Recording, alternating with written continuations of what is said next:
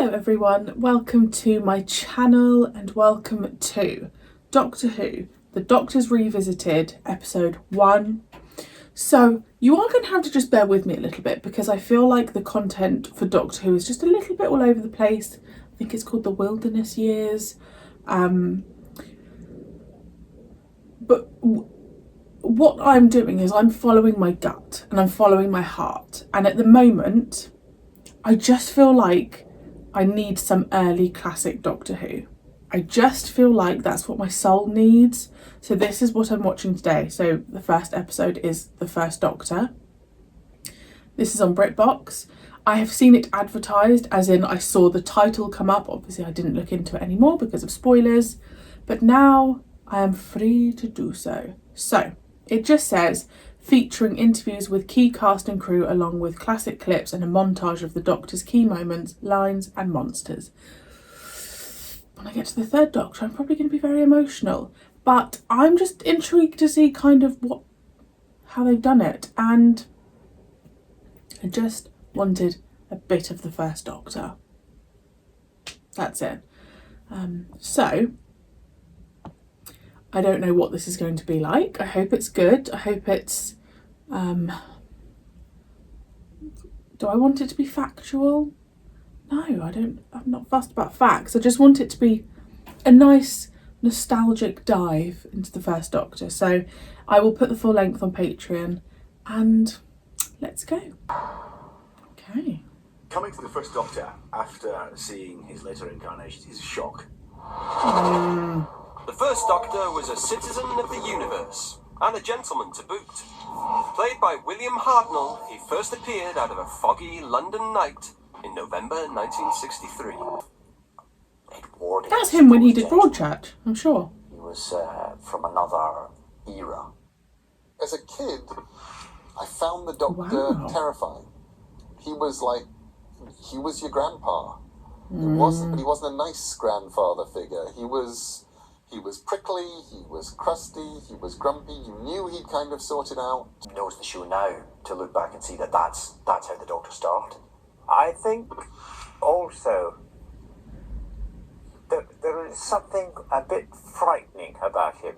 I don't understand your attitude. So yours leaves a lot to be desired. You open the door. There's nothing in there. Then what are you afraid to show us? Afraid? Oh, go away. This sort of seemed when you first see I just don't remember any of that.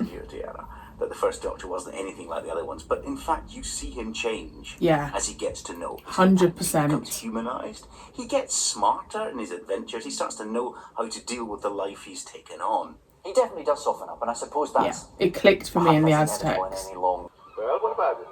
Well, don't you think we ought to go and have a look at it? Oh, so you want to move on, do you? Move on? Certainly not. I'd like to stay here as long as possible.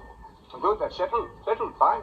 He created something very unique and something that people took to, and there are millions, and yet the character of the First Doctor is quite different to what came after. It must have been such a shocker. It wasn't. I'm sorry, these interiors are way better than the newer ones. If you went through a little telephone box and suddenly found yourself in an enormous space with a lot of machines that you couldn't recognise, you would be confused. Oh no, grandfather, no! Let me go. Get back to the ship, child. Hold it. I cannot imagine what it must have been like in 1963 to have the treat of watching that happen for the first time and realising you were watching a quite different kind of show from anything you'd watched before. In a series about time travel, it wasn't long before the show dealt with the problem of changing history. Barbara, one last appeal. What you are trying to do is utterly impossible. I know. Believe me, I know. That's the first time it's stated, and that's kind of the principle that Doctor Who has abided by ever since, that you can go into history but you mustn't change it. The Doctor's been saving the universe on our screens for 50 years. Ian and Barbara are our way into the story. They're where the story begins. So great. The Doctor's first companions were London school teachers Barbara Wright and Ian Chesterton. They didn't choose to travel with him. The Doctor kidnapped them. It's all so ridiculous, Ian. Barbara, we must concentrate on getting back. Gosh, I really have Just forgotten forget some how of these absurd things are. episodes. Concentrate on getting back. Do you understand? With Ian and Barbara heading off into the sunset, a replacement action hero was needed. He arrived in the I form was of very dashing happy when we astronaut met of the Stephen. future, Stephen Taylor, a captive of the sinister mechanoids he stowed away on board the TARDIS. My character was so different from Bill Russell or Jackie Hill. I mean, they were school teachers and they were very straight-laced on it. And I was a much more adventurous guy, I suppose. I've only just The nice noticed, thing did about Hartnell not the have scene front was that you teeth? could argue with the Doctor. That was the Never whole noticed premise it of the before. character, was that the Doctor would say things and I'd know things that I said, well, that's not right. So I'd argue the toss with him. The Doctor was always right and Stephen was invariably wrong, but that didn't matter. It actually worked quite well. So that was the start. They were a great team, weren't they, Stephen and Vicky? Now, I suggest we take a walk along the beach and try and find a spot where the cliffs run down to sea level. They're It's going the to play Wild the West bloody song, with a aren't they? difference.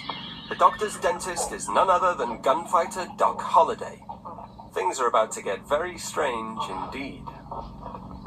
What's the matter, Doctor? I have fond memories of this, though. The most ghastly toothache.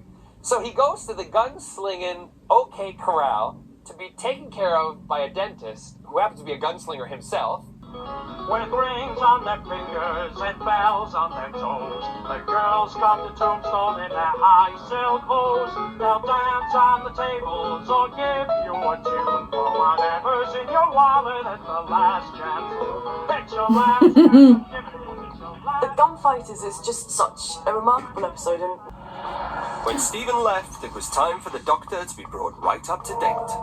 The TARDIS landed on present-day Earth. Here's my Ben. It was 1966, the height of the swinging 60s. I actually think I and the saw Doctor's Ben and life fell in changed love. forever with Like, the arrival of the thoroughly modern Polly and Ben.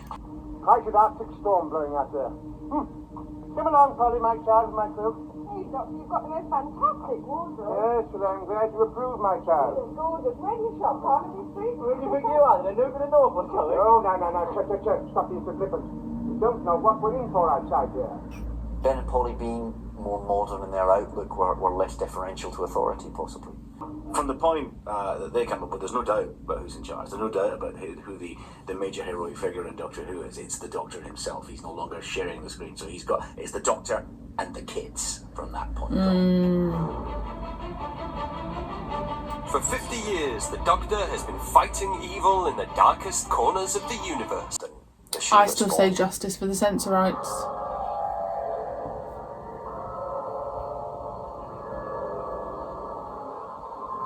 The first time it appears, you don't see a full Dalek. You just see a sucker and a stick.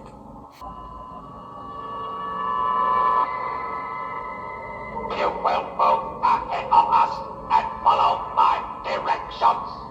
This way. I'm not gonna lie, that did sound like he said erections. Immediately. Daleks in this original story are a one-off monster. Like all successful Doctor Who monsters, they began as a very definitive one-off. They weren't supposed to be universe-conquering love that shot demons. They so were just much. supposed to be the survivors of a terrible nuclear war. They were so mutated. The Daleks' motion, just the fact you don't have legs, is so clever. It's so clever. It really gives you something that doesn't look like a rubbish robot.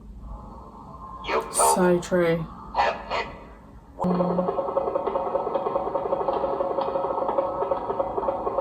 Oh, look at that, come on. We've had the Daleks on their home planet. The next obvious thing to do is to bring them to Earth. Unbelievable. Which is exactly what happens. Suddenly they were invading Earth. They were invading Earth. The human beings are to be taken to landing area 1. Daleks on Earth. Dr. Harris, leave this to me, dear boy. The point at which modern Doctor Who again starts to be born is actually the beginning of, I think it's probably episode 2 of the Dalek invasion of Earth, where the Doctor Who, up until this point, has mostly been concerned about running away and getting back to the TARDIS and being selfish and slightly malignant. Having discovered that the Daleks have invaded Earth, announces he's going to pit his wits against them and defeat them. We are the masters of the Earth. There's no sense when he got the job that he was anything other than the only Doctor, that there would ever be any others. There was no suggestion that the Doctor at that point would or could or should be anything else. Peculiar and unique about this show and about this man in a magic box. Without him doing what he did, we wouldn't be sitting here Oh my God, look. in the 21st century Bring it in. talking about a futuristic man from 50 years ago. See, very occasionally it's things like that when I think, oh, why have I started reacting to it? Because I could just sit there and binge watch that. Because we're gonna get on to number 2 and number 3. There's my favourites. That was a really nice, just like a little throwback. It's interesting as well because they obviously did this with Matt Smith. At that point we didn't have Capaldi, we hadn't had the first female Doctor. Like, it's mad to think how much has changed since they filmed that. Russell's back, as in Russell T Davies. Oh, I don't know, I just love Doctor Who. What it does do, watching that's not my dog barking, it really reconfirms for me that I just think the less budget they had, the better. I think the Daleks look the best they've ever looked there. I think the black and white just makes things look a bit more eerie. And listen, I thoroughly enjoy many of the TARDIS interiors, but that first Doctor's TARDIS, the simplicity of it, I love I know it's in black and white, but like how white walled it is, which you guys know I'm obsessed with anyway. And you have like the door, don't you, and it goes through to, I don't know if there's like a bedroom there. I remember there being like another room. I just loved it. Like, I just really thoroughly enjoy the simplicity of things. And I think there's been times in the modern era, particularly, you know, more recently, where they've gone for me personally, too much with the budget to make things look so cinematic and great. And I'm like, that's great, but that's not what Doctor Who is to me. I think it's proven you can make incredible Doctor Who on minimal budget. You've just got to have the imagination. You know, I personally don't need the cinematic shots. I don't need it.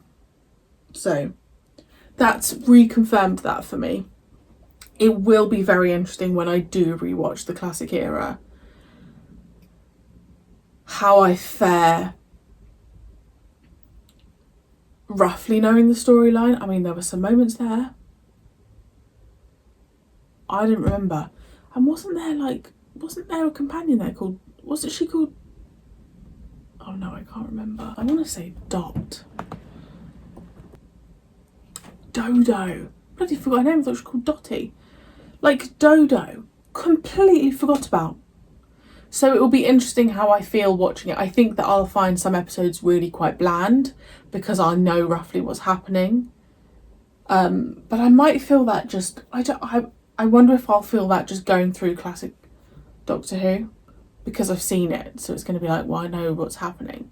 See, I don't consider Katarina a companion. I know people do, and I know maybe she technically is, but I don't consider her a companion. But yes, that was just lovely. And it's just, you know, they're talking about 50 years, 60 years in November. It's just bonkers, isn't it, really? Anyway, I hope you enjoyed. I haven't really done this for you guys, to be honest. I've done this more for me. So I'm sorry if you didn't enjoy it. But yeah, I hope you did. And I will be back at some point with the second Doctor.